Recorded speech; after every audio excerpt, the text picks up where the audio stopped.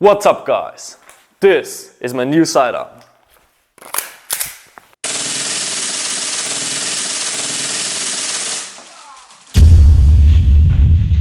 It took me 8 years of trial and error to finally find a pistol that works for me.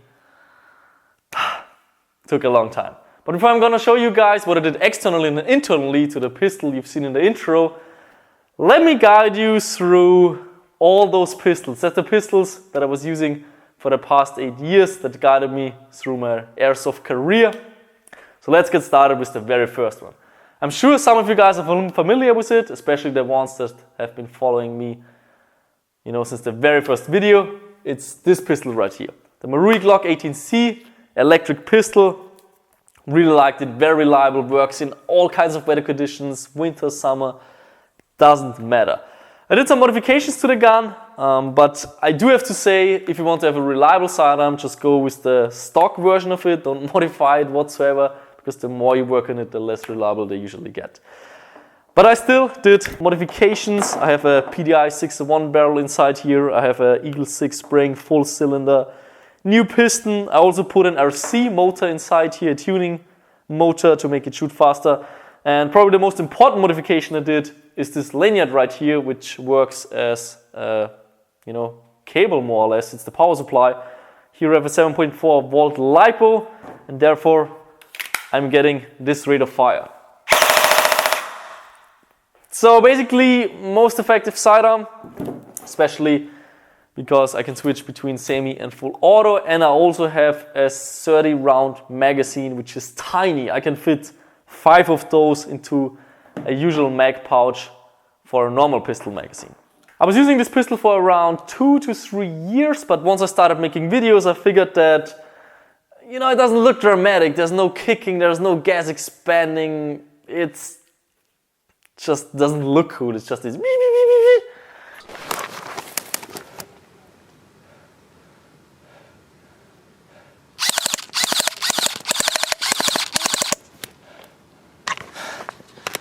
So what I wanted to have is a gas blowback pistol, so I can do all the racking, I can see the gas and all this kind of stuff. And since I already like the brand Tokyo Marui due to my VS10 and my sidearm, I just thought, let's just stick to it. And I also like the Glock because I don't have any safety. I can switch between semi and full auto.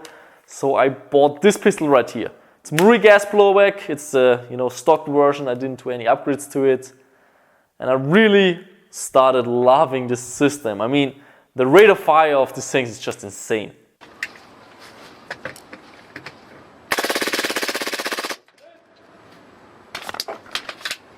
The way it racks in your hand, it just feels good. Again, you don't have a safety.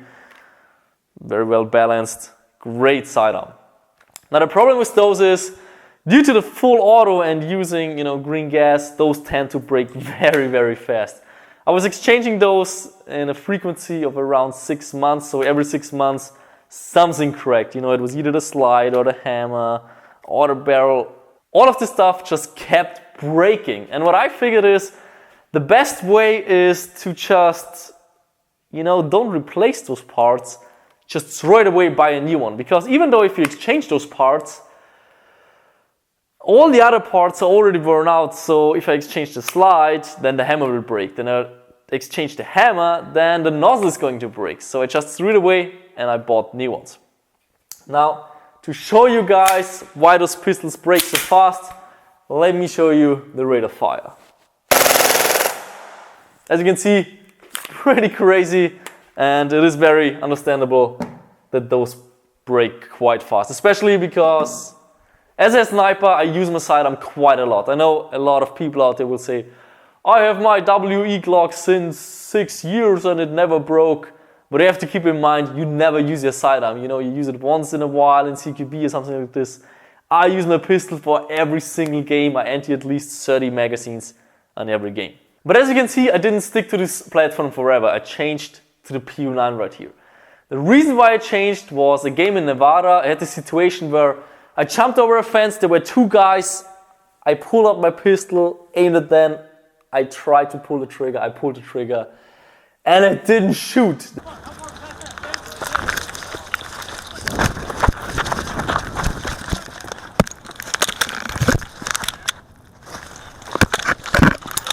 Due to the heat in this desert area, my pistol doesn't work properly anymore and starts light striking.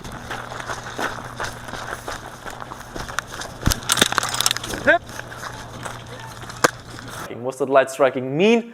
It means the hammer cannot knock the valve of the magazine right here. I talked to Evic Matt back then, he's a very experienced pistol tech, and he told me it's due to the design of the hammer spring, and no matter how much money you invest into this pistol and how badly you will upgrade it, you will always have light striking issues once the temperatures are getting too hot. And then I thought, I don't want to stick to this platform if it's not reliable. I mean, I like every single piece of this pistol. I like the full auto, I like that it's lightweight, I like the handling. But if it's not reliable, I'm not going to stick to this platform. Luckily, Chad the Desert Fox had the same day this spare pistol with him. It's the P9 by KJW Works, licensed by ASG. Great pistol, feels great, you know, has a metal slide, and it just feels so solid. If you touch this pistol and then you touch the Marui Glock just feels like a piece of crap. It feels like a cheap toy. This sidearm it's massive. The way it kicks, the way it... Let me show you. CO2 magazine can also take green gas, but with the CO2 it just kicks a little bit nicer. As you can see, the heavier slide just, you know, creates way more noise. The recoil is better. It's more reliable due to the strength of the, you know, of the blowback, even if there's dust inside.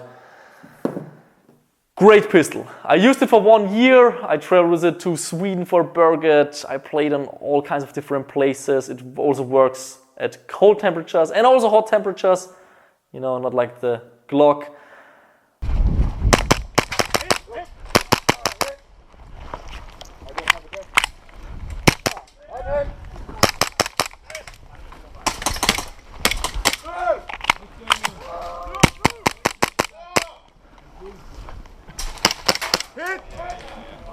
But there were a few things that I didn't like about the pistol. One was the safety right here. Every time that I, you know, engage the target, I always accidentally put on the safety. Now I solved this problem just by gluing it into place. So now I don't have a safety, just like on the Glock. Then I didn't really like the, you know, the double action, because I was so used to the Glock that when the hammer is not cocked anymore, the gun is safe basically. Not on the double action, if I pull the trigger, I can still shoot. But other than that, great pistol. Now the reason why I still changed back again is that I noticed that I missed the full auto in my videos. You know, this insane high frequency of shot, just looks cool, then you have the cloud of the green gas. All of this stuff was missing on the P9, and even though it worked perfectly, and it is until now the most reliable sidearm besides the electric one, I mean the most reliable gas blowback pistol that I ever used so far, I still changed again back to the Glock. I talked to some people, you know, what's better, WE, KSG or Marui, and all of them say the best base is still the Marui, it's the best design. Most upgrade parts are available for the Marui. So I bought one again, just like here. And my plan was, again, if it's gonna break, I'm just gonna throw it away. Now, I bought the new Marui Glock and I played one single game with it. It was the dual-wield pistol action. I don't know if you've seen it, but if you've seen it, you know I shot a lot of full auto on this day.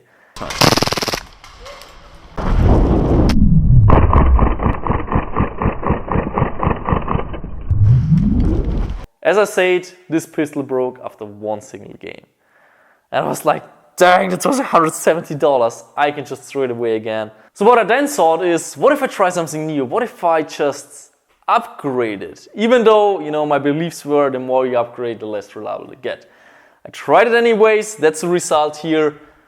Upgraded, aluminium slide, CNC machined. I have a new auto barrel, new hammer spring, new frame. 50% of this pistol is now made of aftermarket parts. The value is, I think, $500 US. But I'm not happy with it. I don't know, I don't like it. I'm gonna show you. So, this is the rate of fire of the upgraded pistol. You see? It is just not as fast as the one of the stock Marui Glock. Also this one, it just feels smoother, it feels better. It's, I don't know, sometimes this one doesn't look back. It's just not as good. So even though I invested $300 into this pistol, I still like the stock Marui Glock way better. The Japanese people just, you know, all those parts, they fit together. It's good quality control. This one works perfectly. This one, not as good as I would like it to be. So what's the answer to all those problems, to this trial and error throughout, you know, 8 years? What am I using now? And the solution is, there is no solution. The pistol that I'm using right now is still a stock Marui Glock, but I changed the most important parts, which is, in my opinion, the hammer spring, so it doesn't light strike as easy, and then also the hammer, because this one kept breaking very, very fast. And since I was so disappointed by, you know, using the same pistol again that I'm using since forever, what I made additionally is this suppressor right here. It's actually not a suppressor, it is a tracer unit. That's what you saw in the intro, that's those, you know, green glowing BBs.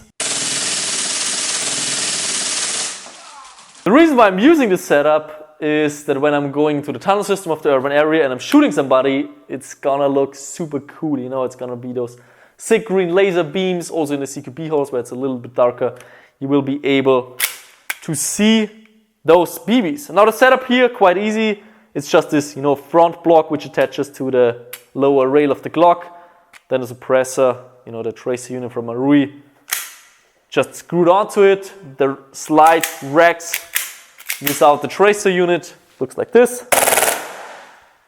And yeah, what was the most difficult part about this is not the spill or, you know, exchanging the internals. The most difficult part was finding a holster for this setup.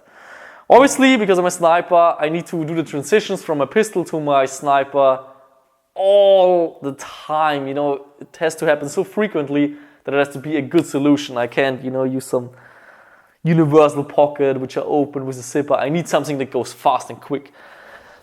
I did do a lot of research, and what I finally found is a holster made by a very small company which is called Double Depth Designs. They make those 3D prints, very unique, cool designs, and let me show you how that works. You basically put the pistol here from the side so it locks into the trigger, and you don't have to worry, it cannot pull the trigger when you pull the pistol. I already tried it, it doesn't work. Double Depth Designs, they took care of that. So that's how it looks like right now. I'm very used to drop leg holsters, so that's a little bit new to me, but I can't use the drop leg anymore because the silencer or the tracer unit will then sting into the ground.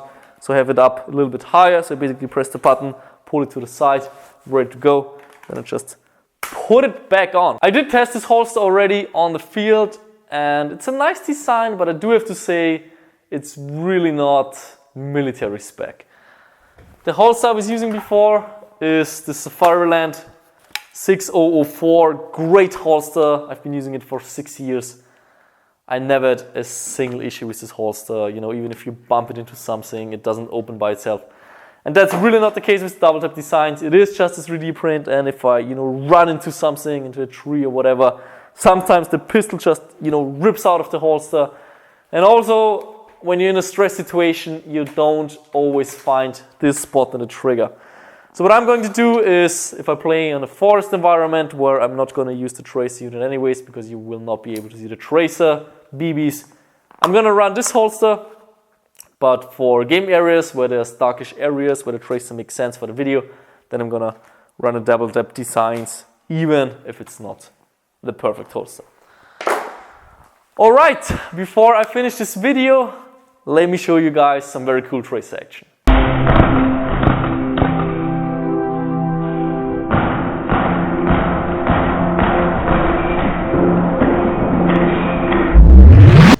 What's the plan? Rush?